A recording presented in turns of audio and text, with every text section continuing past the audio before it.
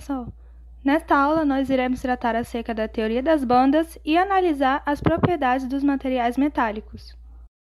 A teoria das bandas ela é o modelo mais moderno que foi desenvolvido para explicar de forma quantitativa como que ocorre a mobilidade eletrônica nos sólidos, e podemos aplicar essa teoria nos metais. Mas nós podemos nos questionar, né? E a teoria do mar de elétrons? Então, ela não serve mais para descrever a ligação metálica? O que ocorre é que a teoria do mar de elétrons ela serve muito bem para descrever a ligação metálica, porém de maneira qualitativa. É um modelo que explica de maneira geral, certo, né? O problema surgiu quando materiais foram analisados e perceberam que alguns tinham certas propriedades que não poderiam ser explicadas por este modelo. Perceberam, por exemplo, que silícios, eles tinham características tanto de metais como ametais. Eles nem sempre conduzem eletricidade. Eles conduzem em função das características do meio em que eles estão. E isso, com o modelo clássico, não poderia explicar, porque se o material conduz energia elétrica, por esse modelo, eles conduzem sempre. Então, recorrer a um novo modelo era necessário. E daí vem a teoria das bandas, que explica de forma quantizada esses fenômenos a partir da aplicação da teoria dos orbitais moleculares nos sólidos. Então, relembrando a teoria dos orbitais moleculares, temos que os orbitais são regiões tridimensionais do espaço onde há a maior probabilidade de encontrar elétrons. Imagine que temos dois átomos de um certo elemento. Se juntamos esses átomos numa ligação, eles vão juntar ali as suas funções de onda. Os orbitais atômicos vão se sobrepor e formar os orbitais moleculares, onde se tivermos dois orbitais atômicos, teremos a formação de dois orbitais moleculares, onde um deles, o orbital molecular ligante, ele é formado pela sobreposição construtiva das funções de onda, que tem uma menor quantidade de energia e uma maior densidade de probabilidade eletrônica de encontrar o elétron, ali na região entre os núcleos, o que favorece a ligação nesse sistema, por isso o nome ligante. E temos um outro chamado de antiligante, formado pela sobreposição destrutiva das funções de onda, de maior energia e menor densidade eletrônica, que desfavorece a ligação. Agora, se pensarmos o seguinte, quando tínhamos dois orbitais atômicos, um de cada átomo, formou-se dois orbitais moleculares, um ligante e outro antiligante. Agora, se tivermos dois orbitais atômicos de cada átomo, formará dois orbitais ligantes e dois antiligantes, e assim por diante. Numa estrutura cristalina de um metal, um átomo ele está rodeado por vários outros. Então, os orbitais desse átomo eles podem se combinar com os orbitais desses outros. E assim, nós temos muitos átomos ali combinando seus orbitais. Então, se generalizarmos dizendo que n orbitais atômicos de um átomo combinado com n orbitais atômicos de um outro átomo, formará n orbitais ligantes e n antiligantes. E considerando esse n um número muito grande, nós temos um conjunto muito grande de orbitais ligantes, com energias muito próximas, e um conjunto muito grande também de orbitais antiligantes, na qual nós podemos dizer que esses grandes conjuntos formados, eles são grandes bandas de energia, Daí vem o nome, teoria das bandas. Então, nós chegamos nesse seguinte esquema, Dependendo aqui do material, essas bandas elas vão ter uma certa variação de energia, ou gap entre elas, isto é, a quantidade de energia necessária para fazer os elétrons transitarem entre essas bandas, e isso se dá o nome de gap ou banda proibida. No geral, aqui, quando temos a sobreposição dos orbitais atômicos, eles geram duas bandas de orbitais moleculares, Gera essa banda aqui de menor energia, chamada de banda de valência, que é o conjunto dos orbitais ligantes, onde ficam os elétrons de valência do nosso sistema, e essa outra aqui de maior energia, chamada de banda de condução, que é o conjunto dos orbitais antiligantes, onde é formado por banda vazia ou semi-preenchida de orbitais moleculares. E aqui, no caso dos metais, a diferença de energia entre essas bandas ela é muito pequena, de modo que certas vezes essas bandas ela até se sobrepõem. Então, os elétrons nos metais eles vão precisar de uma quantidade mínima de energia para transitar de uma banda para outra, e, portanto, esses elétrons têm uma grande liberdade de movimentação, e assim uma boa condutividade elétrica. mas também depende das características do meio, pois se aumentarmos a temperatura de um metal, sua condutividade diminui, já que a vibração, né, dos átomos dificulta a movimentação dos elétrons.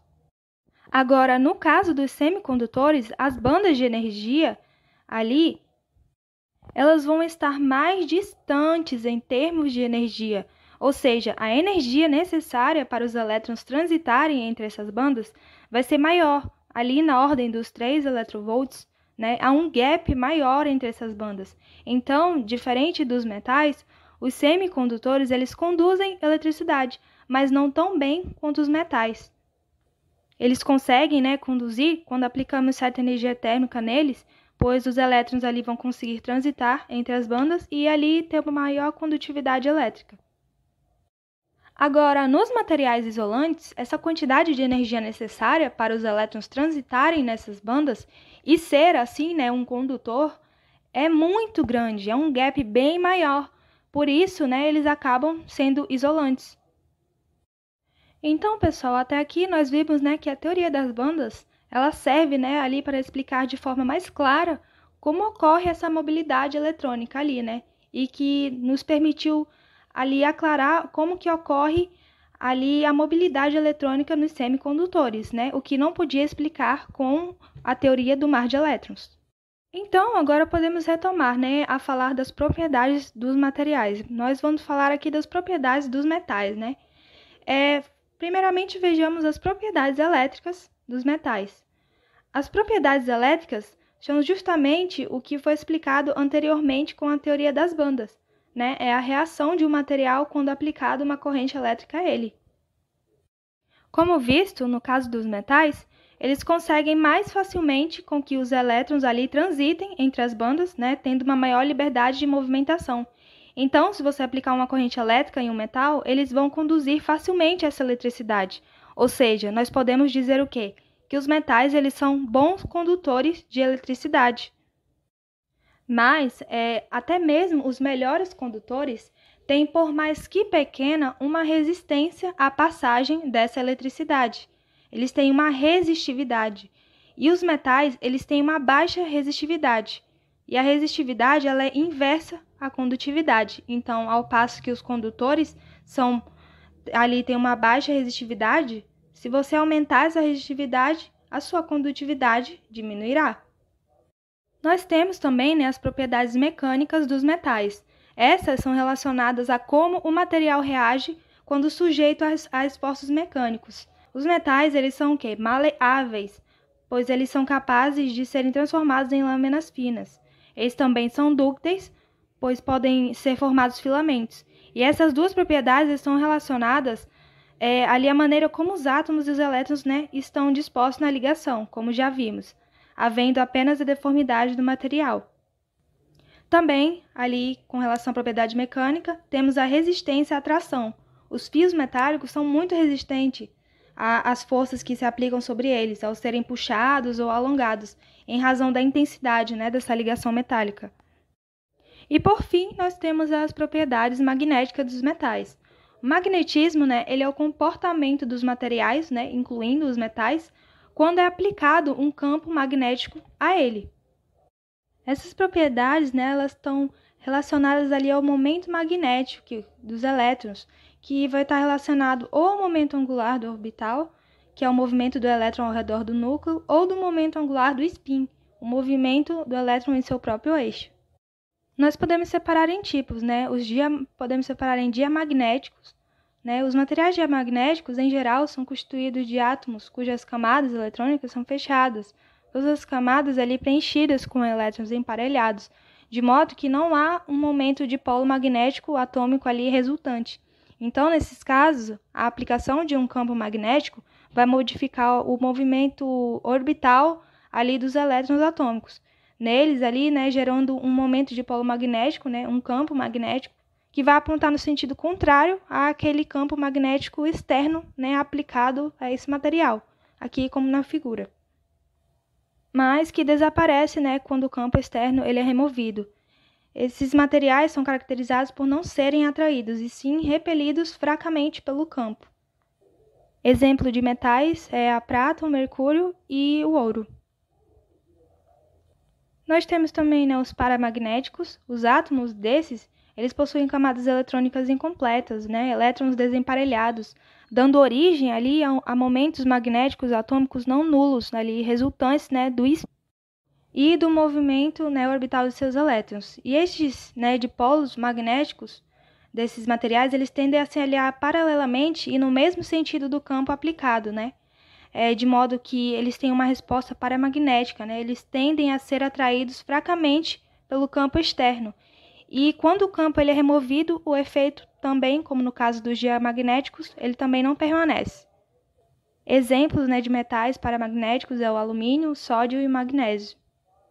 E por fim, nós temos os ferromagnéticos, né? Esses materiais, eles interagem fortemente com campos magnéticos externos, né? Pois os dipolos deles, os dipolos magnéticos aqui, eles vão estar alinhados com o campo externo. Mas, né, depois de expostos a este campo, e se retirarmos o campo que foi aplicado do material, ele continua com essa capacidade magnética, né, tornando-se um ímã permanente. É como se fosse uma memória que eles têm. E exemplos de metais ferromagnéticos é o ferro, o níquel, o cobalto e as ligas formadas por esses elementos. Então, pessoal, nós vimos aqui, né, a importância da teoria das bandas ali para preencher as lacunas, né, que tinham nessas teorias mais simples, né, como a teoria do mar de elétrons e a importância também dos metais, né, com as suas diversas propriedades, né, que são muito úteis no nosso dia a dia, com essas tecnologias que hoje nos permitem mais conforto e facilidade em tudo, né? Então, era isso, espero que tenha ficado claro e até uma próxima.